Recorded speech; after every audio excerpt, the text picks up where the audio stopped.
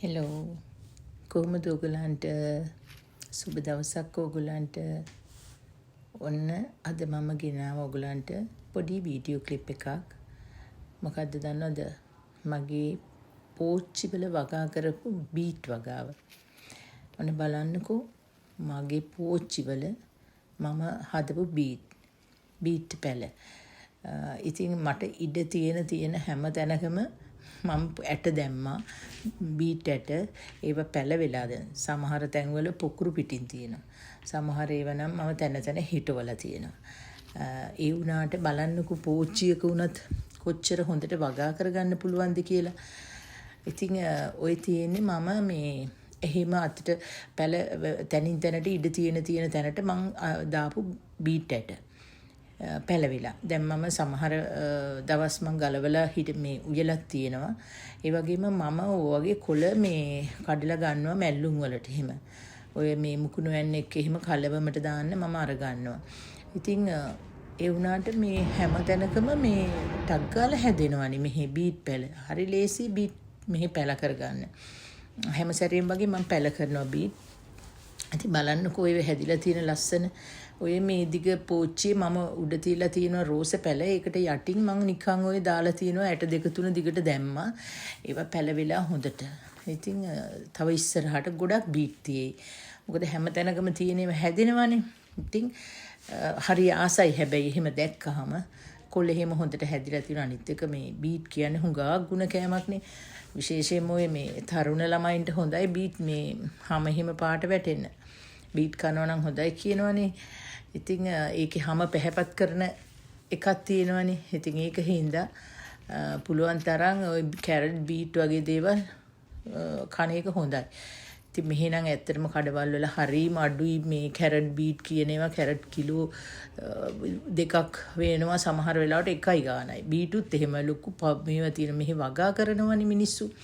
එතකොට සාමයක කාලෙට හරියට තියෙනවා. ඔය පේනවනේ හැදෙන හැටිත්. ඉතින් මම ඔය මට ඉඩ නැහැනේ ඔයගලන් දන්නවනේ ඉතින් තියෙන්නේ පෝච්චි වල තමයි හිටවන්න බිම තියෙන්නේ හරි චූටි තීරයක්. ඉතින් මම ඔක්කොම හිටවන්නේ පෝච්චි වල. ඉතින් ඔය එහෙම හිටවපුවා තමයි. හැබැයි දැන් මේ හැම පැලයක්ම හිටවලා තියෙන මගේ එළවලු පැල හැම එකක්ම දැන් තමයි හැදීගෙන ඉන්නේ. මොකද මේ දැන් හොඳට අවුව පායලානේ. අවුව තියෙනවනේ සීතල ඉවරයිනේ දැන්. දැන් ඉතින් පැල හැදෙන කාලේ. දැන් හැදෙනවා. ඔයගලන් දකින්නත් ඇති මගේ මුකුණු යනවා බගාව එහෙම හරි ෂෝක් එකට හැදිලානේ දැන් දැන් ගොඩයි පෝච්චි 4ක තියෙනවා මම දැන් තව එකක් පැල කරා මම හිතන්නේ එහෙම මම මේ සැරේ තමයි එහෙම හිටවන්න මට තේරුනේ පැල කරගන්න පුළුවන් උනේ වෙන සැරවල් වලට මේ මම එක සැරයක් හිටවලා තිබුණේ ඒකෙන් මම නවත්තලම දැම්ම හරියට සත්තු ඇහුවා මම ඒක නවත්තලම දැම්මා ඊට පස්සේ මේ සැරේ තමයි. ඉතින් ඒක පුදුමාකාර ආසදයක්. ඉතින් ඒ වගේම මම ওই බීටුත් ආයි තව පෝච්චි වල හිටවනවා. මොකද මේ එකක් ලස්සනයි. මල් ගහක් වගේ. බලන්නකෝ හිටුණාම අර රතුවට කොළ හොඳ සාරෙට හැදුනහම ඒක නිකන් මල් ගහක් වගේ. මං හරි ආසයි. ඒ වගේම මේ අල බහින එකත්. ওই වගේම තමයි නෝකෝල්. නෝකෝල් එක නම් ටිකක් අලේ උඩට නෙන්නේ ඒක ඊටත් වැඩිය ලස්සනයි. කොළත් හරි පිරිසිදුයි අලෙත් එහෙමයි පොළව යට මුල තියෙනවා උඩ අලේ තියෙනවා.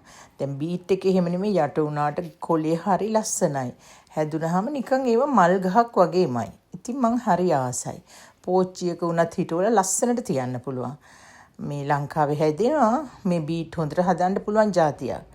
ඉතින් ඕගලන්ට පුළුවන් පෝච්චි වල පොඩි පෝච්චියක ඔය ලොකු බෝතල් එහෙම තියෙන වතුර බෝතල් ඒ වගේ උනත් හිටවන්න පුළුවන්.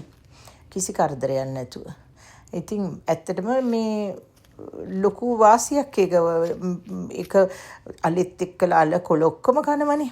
ගහක් හිටව ගත්තාම ඉතින් මේ ඔගොල්ලොත් හිටවල බලන්න ලස්සනට හැදෙනවා. ඔයත් පේනවද මම ඔය ඇට පැකට් එකක් අරගෙන දාලා බලන්නකෝ.